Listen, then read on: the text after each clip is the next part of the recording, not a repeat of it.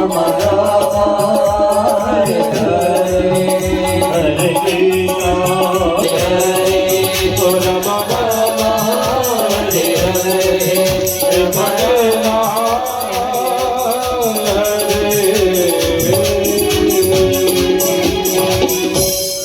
कृष्ण बांके बिहारी लाल की जय, श्याम रामचंद्र भगवान की जय, श्रीमद् भागवत महापुराण की जय, बोले व्यास जी महाराज की जय।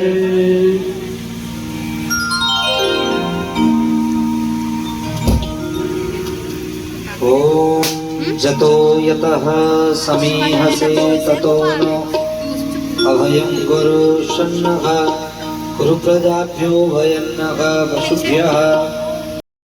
ओम स्वस्ति प्रजाभ्यः परिपालयन्तां न्यायेन मार्गेण मही महिषा गो ब्राह्मणेभ्यः शुभमस्तु नित्यं लोकाः समस्ताः सुखिनो भवन्तु। शुभमूर्तये नमः।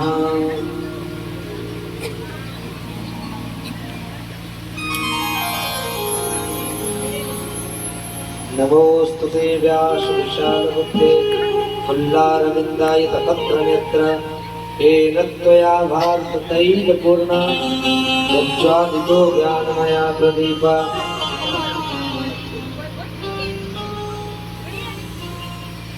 व्यासाय विष्णुरूपाय व्यासरूपाय विष्णवे नमो वै ब्रह्मनिधये वासिष्ठाय नमो नमः। नमो ब्रह्मण्यदेवाय गो ब्राह्मणहिताय च जगद्धिताय कृष्णाय गोविंदाय नमो नमः। पुष्पमाला अर्पित करें। शुभमूर्तये नमः।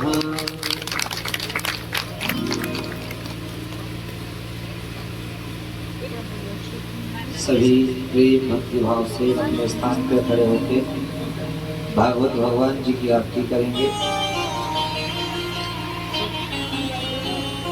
ओम आरतिपत्राय नमः, ज्वालमालिन्ये नमः, रत्नेश्वर्ये नमः, दीपवल्ली नमः। गन्धक्षरपुष्पाणि समर्पयामि।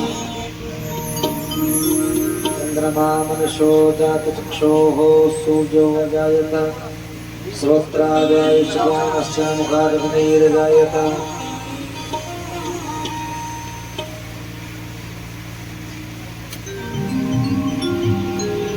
इदं हविः भजनन्मे अस्तु दशवीरगुं सर्वगुणगुं स्वस्ति आत्मशनि प्रजासने लोकसंज्ञाभेदने अग्निः ध्वजा बहुलां करोतं प्रयोजयतो। जिसने सारी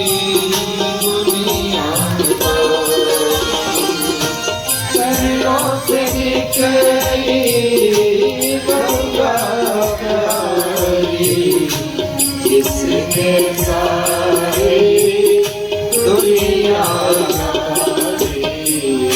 उन चरणों के दर्शन पाऊं, कुंज बिहारी तेरी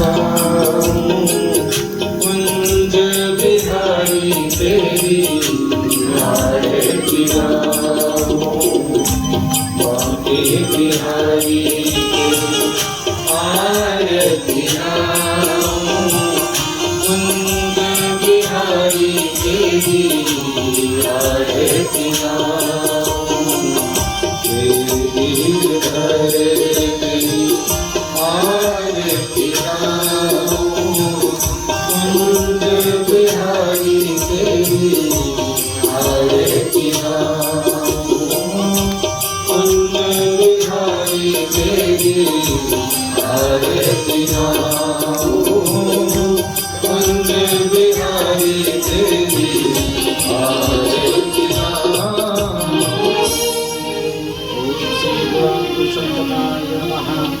आराधित्वं समर्पयामि जलेन शीतलोदानं पुष्पेण देवानामार्चमन्त्रविवन्दनं कुर्यात् मन्त्रपुष्पाञ्जलिं दद्यात् नानासुगन्धिपुष्पाणि यथा कालो भवानि च पुष्पाञ्जलि मया दत्तानि जगदीश्वरा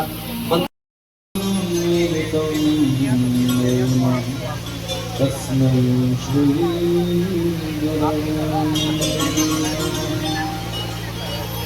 राधा भक्त हरि ताभ्यां च समन्विता तां श्री भगवते नाथे पुरुषो यदा अज्ञान हेतु कृतमोहमदान्धकार नाशं हि तदा दयते विवेकः। अनंत जन्मों के पुण्य के प्रभाव से ही भगवान की रसनी कथा हमारे जीवन में सुलभ हो पाता है। धन्यवाद होना चाहिए हम सभी को रूपी ईश्वर बहुत बड़ी कृपा हमारे ऊपर की इस मानव योनि में आपने भेजा मनुष्य जन्म हमें दे दिया, क्योंकि यदि हम मानव नहीं होते मनुष्य नहीं होते तो शायद इस प्रेम भाव से इस श्रद्धा से इस समर्पण से इस भाव से प्रभु की कथा का स्वागत नहीं कर पाता। तो सबसे बड़ी कृपा तो भगवान ने ये करती है जो हमें मानव बनाकर भेजा है, और उससे भी ऊपर कृपा ये की है कि मानव जीवन में आने के बाद हमारा चित्त हमारा भाव उनकी कथा से जुड़ गया है। तो निवेदन करो, क्योंकि ये संसार की माया है बड़ी विचित्र है। वैष्णवी व्यतनो माया, भगवान की जो नारायणी माया है वो बड़ी विचित्र है। वो माया सबको ग्रसित करके रखती है, क्योंकि माया का भजन तो हर कोई कर लेता है लेकिन माधव का भजन कोई नहीं करता। कि माया माया सब भजे माधव भजे न को, जो माधव को भजे तो माया चेरी हो। माधव का भजन जो करने लग जाए उसके जीवन में माया फिर उसकी दासी बन जाती है। वो माया का दास नहीं बन सकता, माया उसकी दासी बन जाती है। इसलिए निवेदन करना है, माया कैसे दासी बन सकती है? यदि माया पति की कृपा हो। जो माया के स्वामी है, जो मायापति है, वो मेरे नारायण है, मेरे गोविंद है। यदि वो कृपा करेंगे तब हम माया के वशीभूत नहीं हो सकते। उनकी माया का हमारे ऊपर कोई प्रभाव नहीं हो सकता। हर कोई माया में ही बेचकर आता है। निवेदन करना है, हे प्रभु मुझे बता दो चरणों में कैसे आऊं, माया के बंधनों से, माया के बंधनों से छुटकार कैसे पाऊं। हे प्रभु मुझे बता दो, हे प्रभु मुझे बता दो चरणों में निवेदन करना है आपसे।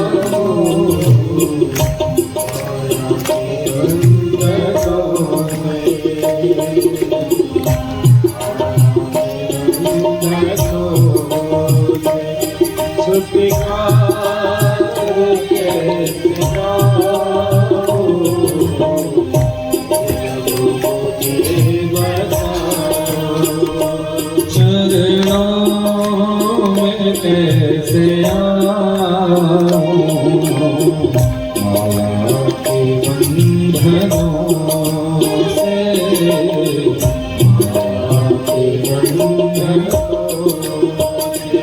छुटकारे कैसे पाऊं, हे प्रभु मुझे बताओ, हे प्रभु मुझे बताओ।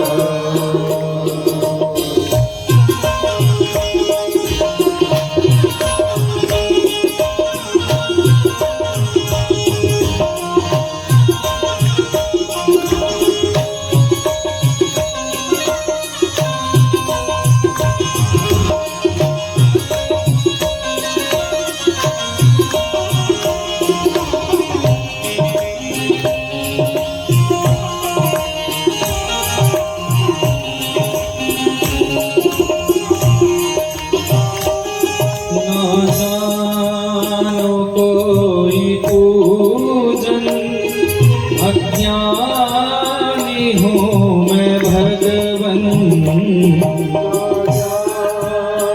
हे मेरा हे मेरे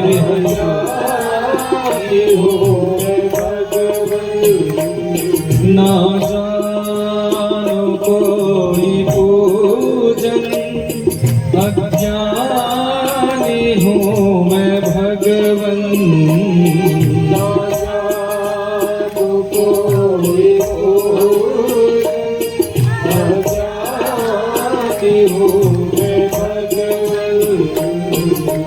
करुणा कृपा दयालो,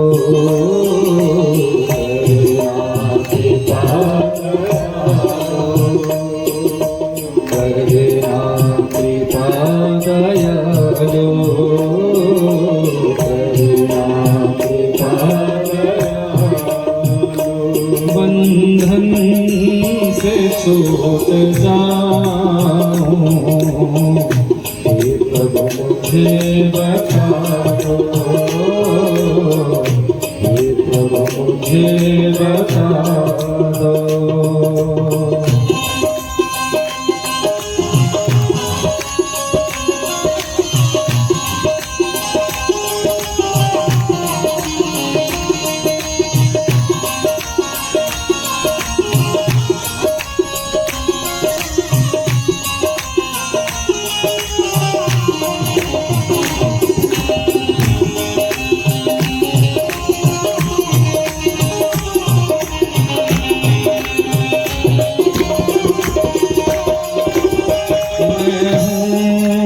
पतित पामी तुम हो पतित पावन, हे बिरजो स्वामी तुम हो पतित पावन, मैं हूँ पतित पामी तुम हो पतित पावन, पतित स्वामी तुम हो पतित पावन, अवगुण भरा हृदय,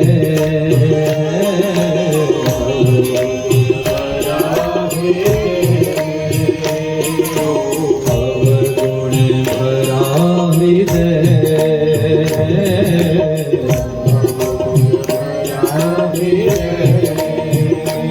इसे कैसे मैं दिखाऊं, हे प्रभु मुझे बता दो, हे प्रभु मुझे बता दो, चरणों में कैसे आऊं, हे प्रभु मुझे बता दो, हे प्रभु मुझे बता दो।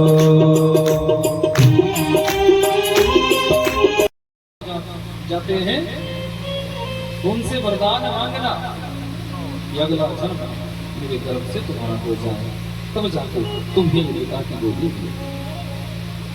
देखो इस ना समझने, यदि योगी पंडित पुजारी गृहस्थी वानप्रस्थी सब एक ही उपाय करते फिरते हैं, एक ही भाव लाकर फिरते हैं कि बार बार हम गर्भ के नरक में न जाए, क्योंकि गर्भावासम समम दुखम न भूतो न भविष्यति। गर्भ में जो कष्ट जीव को होता है वो कभी अन्यत्र नहीं हो सकता। माँ के गर्भ में जितनी वेदना होती है, जितनी पीड़ा होती है, जितना कष्ट होता है, उतना कष्ट कहीं हो ही नहीं सकता। लेकिन ये उस माँ के गर्भ में भेज रहे हैं, मातृ वचनों से आहत होकर दौड़े हैं अपनी जननी के पास। माँ को प्रणाम किया है, माँ आज मेरी भी माता ने भरी सभा में मेरा बड़ा अपमान किया, पर मैं भी एक एक शब्द का बदला लेकर रहूंगा। एक एक शब्द अपने छोटे से बच्चे के मनोभाव में जब बदले का भाव देखा है तो तुरंत मुख बंद कर दिया है, ना बेटा ना। परमात्मा के जो भक्त होते हैं कभी बदले की भावना नहीं रखते, उनके अंदर कभी बदले का भाव नहीं होता। यदि उनको कुछ भी कोई कह दे तो उनके प्रति बदले का भाव नहीं रखते। भक्तों का भाव तो एक ही होता है कि प्रिय भाषण पुण्य नम्रता आदर प्रीति विचार लज्जा क्षमा याचना ये भूषण उद्धार। भक्तों के लक्षण बताए हैं। भक्त कौन है आप भी सीख लेना जरा। जो भक्त होता है उसके लक्षण क्या है। आप लोग कहते हैं ना कि मैं तो ठाकुर जी का बड़ा भक्त हूँ, मैं तो राधा रानी का बड़ा भक्त हूँ, मैं तो माता रानी का बड़ा भक्त हूँ, मैं तो शंकर जी का बड़ा भक्त हूँ। और खाली चोला पहनने से, तिलक लगाने से भक्त नहीं बन जाओगे, हाथों में माला पकड़ने से भक्त नहीं बन जाओगे। भक्त बनने के लिए बहुत भाव आपके हृदय में प्रकट होने चाहिए। प्रिय भाषण पहला लक्षण बताया कि जो परमात्मा का परम भक्त होता है वो मृदुभाषी होता है, वो मीठा बोलता है, वो कभी किसी से कड़वे शब्द नहीं बोलता, वो कभी अपनी वाणी से ऐसा शब्द नहीं बोलता कि जो शब्द किसी सामने वाले को घातक हो जाए, सामने वाले के हृदय को विदीर्ण कर दे, सामने वाले को वो चोट पहुंचा दे। ये भक्त का पहला लक्षण है, मृदुभाषी भक्त। अब आप विचार करना, आप में से कितने मृदुभाषी हैं। दिन में कितनी बार आप ऐसे ऐसे शब्द बोल देते हो कि सामने वाला सोचने पर मजबूर हो जाता है कि ऐसा बोल दिया। जीवन पर्यंत वो उन शब्दों को याद रखेगा। और आप कहते हो कि हम ठाकुर जी के भक्त हैं, हम राधा रानी के भक्त हैं। प्रिय भाषण सबसे पहला लक्षण है, मीठा बोलना सीखो। मीठी वाणी आप बोलो कि मीठी वाणी बोलिए मन का पातो और इनको शीतल कर आप भी शीतल हो। जब मृदुभाषी आप बन जाते हैं, मीठा बोलना आप शुरू कर देते हैं, तो आपके अंदर भी उस मृदुभाषी भाव से, उस मीठी वाणी से मधुरता आ जाती है।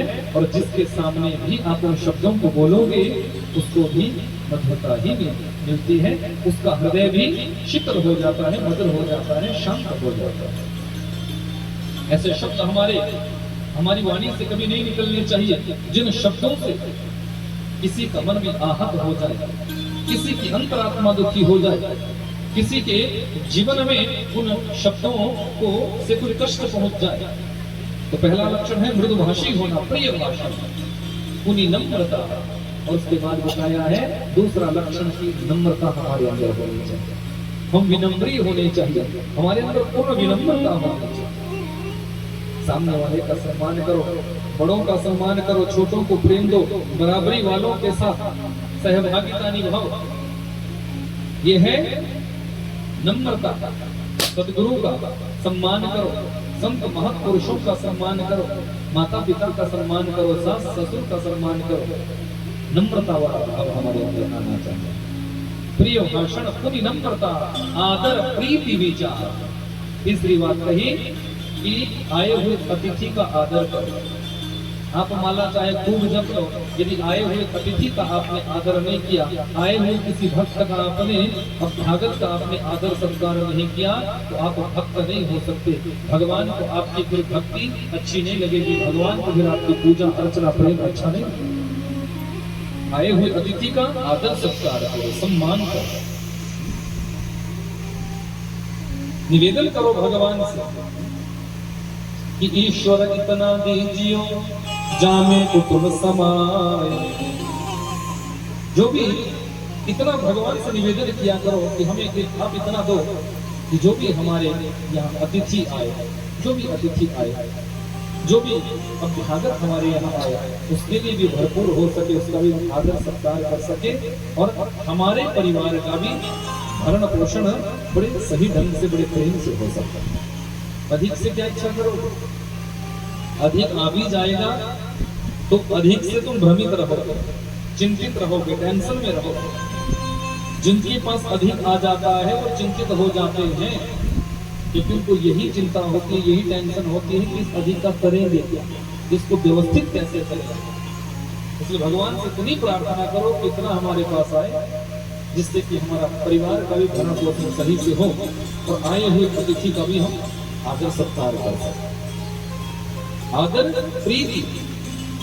अब देखो चौथी बात कही प्रेम की, हरे जनमानस से प्रेम करना सीखो। चिंटी से भी प्रेम करो, हाथी से भी प्रेम करो। अपने यहाँ जिन पशुओं को आप पालते हो उन पशुओं से भी प्रेम करो। सबके प्रति प्रेम भाव रखो, क्योंकि परमात्मा के जो भक्त होते हैं उनके अंदर प्रेम का लक्षण होता है। और आप उनसे बस प्रेम ही करें, आसक्ति ना करें। आगे में कथा सुना होगा, आसक्ति का क्या कारण होता है। प्रेम सबसे करो, क्योंकि जहाँ प्रेम होता है वहाँ ईश्वर का साक्षात्कार होता है, और जहाँ आसक्ति होती है वहाँ बंधन होता है। तो इसलिए प्रेम करना सीखो। आदर प्रीति विचार, ये 4 लक्षण यहाँ बताए हैं कि जिसके अंदर ये 4 लक्षण होते हैं। प्रिय भाषण, जो मीठा बोलता है, नम्रता, जो जिसके अंदर विनम्रता होती है, और जो मृदुभाषी होता है जिसके अंदर नम्रता होती है, जो आए हुए अतिथि का सत्कार करता है, वही परमात्मा का सच्चा भक्त कहलाता है। माला फेरने से भक्त नहीं बनोगे, टीका पाका लगाने से भक्त नहीं बनोगे, चोला धारण करने से भक्त नहीं बनोगे। भक्त बनने के लिए ये सब भाव आपके अंदर आने चाहिए, तब जाकर आप भक्त कहलाते हो। तो यही माता सुनीति अपने पुत्र को ज्ञान दे रही है, बेटा भक्त के लक्षण ऐसे होते हैं, उनके अंदर बदले की भावना नहीं होती। वो कभी बदले का भाव किसी के प्रति नहीं रखते कि आपके विमाता ने कठोर शब्द कह दिए और आपको वो शब्द हृदय में लग गए, इसलिए आप उनसे बदला लेते नहीं। उनकी करनी उनके साथ है और आपकी करनी आपके साथ है। तो आपको कुछ बोलता है तो एक कान से सुनो, दूसरे से बाईपास है। यदि कोई आपकी महिमा का गान करता है तो उससे भी बड़े प्रसन्न ना हो जाओ, कह रहे मेरा तो महिमा मंडन हो रहा है, आसमान में ही उछलने लग जाओ। यदि आपका कोई तिरस्कार करता है, आपका कोई अपमान करता है, आपके प्रति कोई गलत शब्द बोलता है, तो उससे भी बदले का भाव नहीं लाओ। इस कान से सुनो और दूसरे कान से बाईपास करो। यह भक्त का लक्षण, भक्त वत्सल भगवान की। इसलिए बेटा बदले की भावना को छोड़ो। और तुम्हारी भी माता ने तुम्हें कोई गलत शब्द नहीं कहा, यही तो कहा जंगल में जाओ और भगवान का आराधना करो। अरे बेटा सच में ही तुम्हें जंगल में जाना चाहिए, भगवान का भजन करना चाहिए। पर माँ बेटा तो बेटा है, 5 वर्ष की अवस्था है, प्रश्न करता था। पर माँ मुझे एक बात बताओ, क्या मैंने आपके गर्भ से जन्म लेकर क्या कोई अपराध किया है? अरे बेटा ऐसे क्यों पूछ रहा है? क्योंकि माँ मेरी विमाता ने यह भी कहा कि तुम मेरे गर्भ से जन्म लेकर आ, तब तुम्हें पिता की गोदी मिलेगी। तो माता सुनीति ने बड़े सुंदर भाव में कहा, पुत्र सुन, ये प्रारब्ध का खेल है। किसी का जन्म किसके गर्भ से होता है, किसके घर में कौन जन्म लेकर आता है, किसका विवाह कहाँ होता है, किसका मरण कहाँ होता है, किसको कहाँ कौन सी ख्याति मिलती है, ये सब प्रारब्ध का खेल है। ये सब प्रारब्ध का खेल है कि पत्रम नैव यदा करीर विटपे दोषो वसंतस्य किम नो लोकोप्यवलोक्यते यदि दिवा सूर्यस्य किम दोषः कि मेघा नैव पतन्ति चातकमुखे मेघस्य किम दोषः यत विधिना पूर्वं ललाटलिखितं तन्मार्जितुं कः क्षमा। विधाता ने जो हमारी किस्मत में लिख दिया है वो हम सभी को भोगना ही पड़ता है। प्रारब्ध से कोई बच नहीं सकता। किसी की किस्मत जब विधाता लिखते हैं तो हाथ पीछे करके लिखते हैं। विधाता को भी ये पता नहीं होता कि मैं किसी की किस्मत में क्या लिख रहा हूँ, किसके भाग्य में मैं क्या लिख रहा हूँ, किसके प्रारब्ध में मैं क्या लिख रहा हूँ। इसलिए बेटा जो जिसके साथ घटित होता है वो सब प्रारब्ध का खेल है, सब प्रारब्ध का है। इसलिए बेटा तू जंगल में जाना, निश्चित तौर पर विश्वास मानकर तो जाना, तुझे परमात्मा का साक्षात्कार होगा। और तुम्हारी तो बस इतनी गलती है कि मेरी जैसे दुर्वजा के गर्भ से तुम्हारा जन्म हो। अरे जिस स्त्री के जीवन में पति का सुख नहीं, जिस स्त्री के जीवन में राजमहलों का सुख नहीं, उस दुर्वजा के गर्भ से जन्म लेकर तुम आए। मैं सत्य कहूं पुत्र, तुम मानव योनि में आदि योग्य नहीं थे। अरे तुम्हारा जैसा चरित्र है, तुम्हारा जैसा भाव है, तुम्हें तो किसी देव योनि में जन्म लेना था। कहाँ तुम इस मानव योनि में आए? ये मां का शब्द है, याद रखना बंधु। माँ यदि अपने बच्चे को चाहे तो ज्ञानी बना सकती है, माँ यदि चाहे अपने बच्चे को विज्ञानी बना सकती है, माँ यदि चाहे अपनी संतान को श्रेष्ठ बना सकती है, माँ यदि चाहे अपनी संतान को देशभक्त बना सकती है, माँ यदि चाहे अपने बच्चे को परम विद्वान बना सकती है, और माँ यदि चाहे तो अपने बच्चे को चोर और डाकू भी बना सकती है। ये निर्भर करता है माँ की परवरिश कि माँ अपनी संतान की परवरिश कैसे करे। तुम जैसा ज्ञान बच्चों को दोगे बच्चे वैसा ही ज्ञान लेंगे, वैसे ही सीखेंगे। वो कहीं बाहर से नहीं सीखते, आपसे ही सीखते। पहली गुरु माँ को बताया, मातृदेवो भव। बच्चे की पहली गुरु माँ होती है, इसलिए माँ के जैसे संस्कार होते हैं। माँ जैसा अपने बच्चे को बनाना चाहती है, माँ जैसा अपने बच्चे को सिखाना चाहती है, बच्चा वैसे ही सीख जाता है, वैसे ही सीख जाता है।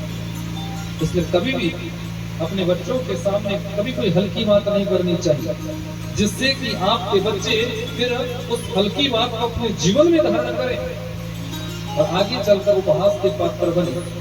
आज आगे चलकर फिर आपका भी वो अपमान करवाए, आगे चलकर फिर आपके मान सम्मान को भी वो ठेस पहुंचाए। इसलिए याद रखना, अपने बच्चों के बचपन में ही उन्हें ज्ञान देना शुरू कर दो। जो आप बताओगे ना, आस्था आप सिखाओगे, विश्वास आप सिखाओगे, श्रद्धा आप सिखाओगे, समर्पण आप सिखाओगे, अपने बच्चों को सिखाओ कि बेटा हमारे जीवन में जो कुछ देते हैं वो ईश्वर देते हैं, भगवान देते हैं। आप बताओगे कि मंदिर जाने से तुम्हारी हर एक इच्छा की पूर्ति होगी, मंदिर जाने से तुम्हारे मन को शांति मिलेगी, मंदिर में दर्शन करने से परमात्मा की कृपा होगी, कथा में जाने से, कथा का रसपान करने से हमारे जीवन में आनंद ही आनंद की अनुभूति होगी। ये जब आप अपने बच्चों को संस्कार दोगे तब जाके बच्चे कथा सुनेंगे, तब जाके बच्चे मंदिर में जाएंगे, तब जाके बच्चे अपने हाथों में कलवा बंधवाएंगे, तब जाके आजकल की संतान, आजकल के बच्चे अपने माथे पे टीका लगाएंगे, तब जाके आजकल के बच्चे अपने कंठ में, अपने गले में तुलसी माला धारण करेंगे। जब आप उनको बताओ, आप नहीं बताओगे तो बच्चा कहां से सीखेगा? आपको बताना होगा, विश्व की प्रत्येक माँ को बताना होगा। जब माँ अपने बच्चे को जनाएगी तब वो जानेगा। यदि माँ उसको जनाएगी ही नहीं, उसको बताएगी ही नहीं, समझाएगी ही नहीं, तो वो कैसे जाने? माँ का कर्तव्य है, पिता का कर्तव्य है कि अपनी संतान को हर एक बात बताए कि ये हमारा धर्म है, इस धर्म में हमें चलना है। भगवान के प्रति हमारी ऐसी आस्था होनी चाहिए, हमारा पूर्ण विश्वास होना चाहिए। एक बार मलूक जी अपनी माँ के पास गए, माँ मुझे भोजन दो। तो माँ ने कहा बेटा भोजन तुम्हें ऐसे नहीं मिलेगा, भोजन पाना चाहते हो तो पहले घर के मंदिर में जाओ, दंडवत करो, प्रणाम करो, पूजा करो, धूप दीप जगाओ, उसके बाद मेरे पास आओ, तब तुम्हें भोजन मिलेगा। अब मलूक थोड़ा नास्तिक वृत्ति के थे तो गुस्सा आ गया, अरे रोज माँ का यही नाटक है, रोज मुझे मंदिर भेजती है, रोज कहती है कि माला जपो, रोज कहती है कि धूप जगाओ, ज्योत जलाओ, आज मुझे नहीं करना है, मुझे कुछ नहीं करना है। तो माँ ने कहा यदि कुछ नहीं करना है तो भोजन भी नहीं मिलेगा। बोले मुझे भोजन ही नहीं करना, मुझे भोजन करना ही नहीं है। तो माँ तो माँ होती है, माँ को लगा कि बेटा तो नाराज हो गया। कहा बेटा सुन, यदि भगवान चाहेंगे तो तुम चाहे जितनी मर्जी शर्त लगा लो, जितना मर्जी शर्त लगा लो कि मुझे भोजन नहीं करना, यदि भगवान चाहेंगे तो वो तुम्हें भोजन हर परिस्थिति में करवाएंगे, वो तुम्हें भूखा नहीं रखेंगे, क्योंकि वही सभी का भरण पोषण करते हैं, वही सभी को खिलाते हैं। तो यदि वो चाहेंगे तो तुम्हें भी खिलाएंगे। अब गुस्सा आ गया, ऐसी बात है? तो आज देखता हूं मैं कि तुम्हारे भगवान मुझे कैसे खिलाते हैं। भाग गए घर से, मन में विचार किया, हटी थे, नास्तिक वृत्ति भी थी, मन में विचार किया कि ऐसी जगह जाऊंगा जहां मुझे कोई ना ढूंढ सके, कोई ना खिला सके, दिन भर रहूंगा। मैं 24 घंटे भूखा रहकर आया। मैं सोचने लगा कहाँ जाऊं, ऐसी कौन सी जगह जहां मुझे कोई ढूंढे ना, गांव के बच्चे ढूंढ लेंगे, परिवार वाले ढूंढ लेंगे। तो जंगल में चला गया और जंगल में जो सबसे ऊंचा वृक्ष था उस वृक्ष पर चढ़ गया, वृक्ष की चोटी पर जाकर बैठ गया, वृक्ष की चोटी पर बैठ गया और उस वृक्ष को कसकर पकड़ लिया कि यही आज रात बिताऊंगा, यही रहूंगा और कल जाऊंगा और माँ को फिर खाना दूंगा। अब संयोग देखे, यहाँ से कुछ चोरों की टोली, डाकुओं की टोली आई है, जो कहीं से डाका डालकर आए थे, चोरी कर आए थे। और जिस वृक्ष की चोटी पर मलूक बैठा था, उस वृक्ष के नीचे ही उन्होंने चोरी का सारा सामान रख दिया। और उन चोरों ने वहीं पर 2 पत्थर खड़े किए, चूल्हा बनाया, अग्नि जलाई और वहीं जो चोरी का लूट का जो सामान लाए थे उससे सुंदर सुंदर पकवान बनाए। पहले खा पी लेते हैं, रात्रि हो गई, चोरों का टाइम तो रात का ही होता है। पकवान बनाए, भोजन बनाया, अपने आप भोजन बनाने के बाद थोड़ी ही देर बाद जो है पिछली टोली आ गई। पिछली जो टोली थी वो आ गई, पहली टोली ने खा पी कर वो बैठ गए। अब पिछली टोली जो चोरों की आई, उनसे कहा कि देखो आपकी प्रतीक्षा में आप सबका इंतजार करते करते हमने भोजन बना दिया है, हमने तो पेट भर कर खा लिया, अब तुम लोग भी खा। जो दूसरी टोली के चोर थे वो सोचने लगे जरूर इस सारे माल को देखकर इनके मन में लालच आ गया है और जरूर इस भोजन में इन्होंने जहर मिलाया। अब चोर तो चोर है, इस भोजन में जहर मिला दिया है और इसलिए हमसे ये कह रहे हैं कि आप अब खाओ, क्योंकि ये सोचते हैं कि ये इस भोजन को खाएंगे और जहर का असर होगा तो ये सब मरेंगे, और जो लूट का सामान लूट कर हम लाए हैं इसको भी यही ले जाना चाहते हैं। तो दूसरी टोली के चोर कहने लगे, बोले हमें नहीं खाना। बोले इतने प्रेम से हमने तुम्हें बनाया, तुम कहते नहीं खाओगे? बोले हमें खाना ही नहीं।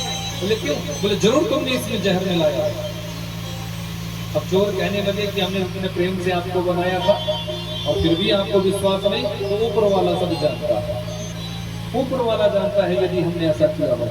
हम चोर को चोर, ऊपर देखा तो ऊपर मलूक बैठा, मलूक ऊपर बैठा है। हाँ